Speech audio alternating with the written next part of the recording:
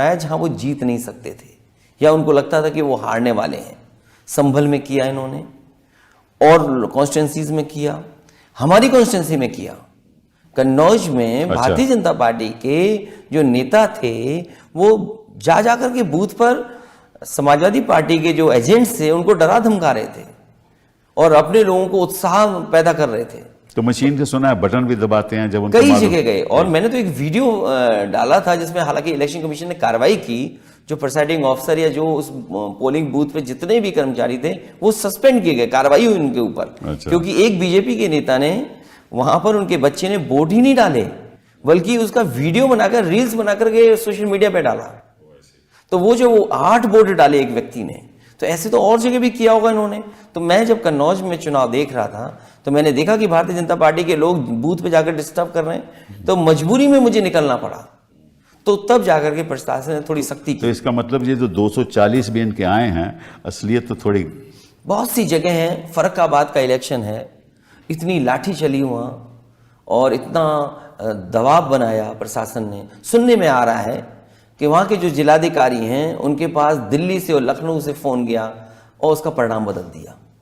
मुझे याद है अलीगढ़ का जो हमारे पार्टी के प्रत्याशी हैं उन्होंने पहले ही आरोप लगाया था प्रशासन पे, और ये आरोप लगाया था चुनाव से पहले कि मुझे हरा दिया जाएगा, और अंततः वही हुआ। पूरी जनता उनके साथ थी। आज भी वो कहते हैं कि उन्हें हराया गया। तो ऐसी बहुत सी जगह हैं जहां प्रशासन ने, और वोटिंग के दिन पर प्रशासन ने बीजेपी के कार्यकर्ताओं से मिलकर के काम किया। ये तो जाहिर है कई ऐसे खबरें हमें भी मिल रही हैं।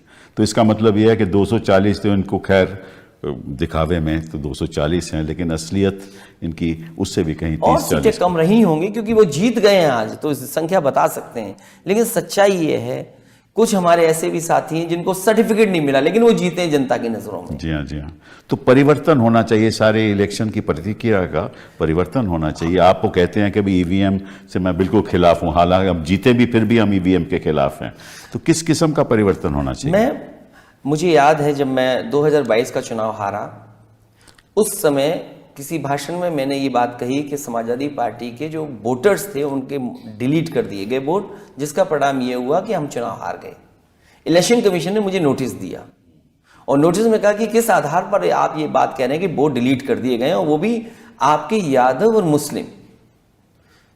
तो मैंने अपने वर्कर्स से मिलकर के और पार्टी के लीडर से मिलकर के एक सूची तैयार की और जिन लोगों का वोट डिलीट कर दिया गया था, जिन्होंने वोट पहले डाला था, वोटर लिस्ट में नाम था, वाकायदा उनका एफिडेविट के साथ मैंने 18,000 ऐसे वोट जो समाजवादी पार्टी के वोटर थे जिसमें कि यादव और मुस्लिम थे, उनको मैंने सूची इलेक्शन कमीशन को दी और इलेक्शन कमीशन ने किसी पे कार्रवाई एक भी नहीं की, आज तक नहीं की, अभी तक कार्रवाई नहीं की। अगर एक भी आरओ सस्पेंड हो जाए या एक भी अधिकारी के खिलाफ कार्रवाई हो जाती तो भविष्य में ये वोटर लिस्ट में जो जानबूझ करके वोट डिलीट किए जाते हैं वो नहीं को। देखिए जनवरी पहली किसी भी साल में वोटर लिस्ट तय होता है जी, हाँ, पहली जनवरी कोई भी नया साल हो।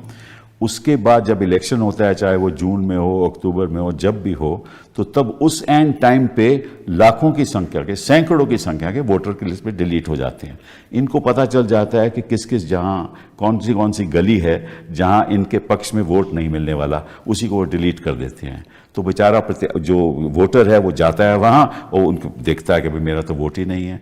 तो ऐसे तो ये आम करते हैं और चुनाव आयोग इसके बाद कोई कदम नहीं उठाता। मुझे याद है आजमगढ़ में, मुझे बाई इलेक्शन जब हुआ था आजमगढ़ का, तो उस समय क्या हुआ, लोगों को घर से नहीं निकलना दिया। ठीक बात है, प्रशासन इनके साथ, पुलिस इनके साथ मिली हुई। संभल में किया, इस बार संभल में किया, तभी लोग निकले और वोट डाले।